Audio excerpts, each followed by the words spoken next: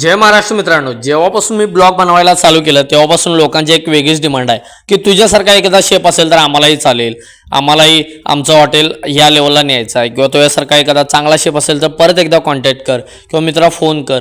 ह्या सगळ्या गोष्टी ऐकताना मला पण भारी वाटते की आपल्या कामाची पोचपावती आपल्याला या सोशल मीडिया थ्रू मिळते. पण मित्रांनो, खरंच आपली मराठी माणसं या क्षेत्रात आहेत कुठं? या गोष्टीचा विचार करताना मला प्रामुख्याने जाणवत आहे की एखाद्या ठिकाणी हेल्परचा जॉब असेल किंवा एखाद्या ठिकाणी फ्रेशरचा जॉब असेल या लाईनमध्ये, तर आपली मुलं 1-2 ते 3 दिवस काम करतात, त्यानंतर त्यांना वाटतं की हे काम खूप जड आहे किंवा मला हे जमणार नाही आणि लगेच गिवअप करतात. पण बाहेरच्या राज्यातली मित्रांनो मुलं बघता ते तसं करत नाहीत. ते आल्यानंतर आपल्या हॉटेल लाईनमध्ये थोडंफार का असं काम शिकायचा प्रयत्न करतात. अगदी खालच्या लेवलपासून चालू केल्यानंतर ते हळूहळू स्टेप बाय स्टेप तिथं सगळ्या कला अवगत करून आपल्या गावातील बाकीच्या लोकांना पण घेऊन यायला चालू करतात. मग तिथं त्यांची युनिटी तयार होते.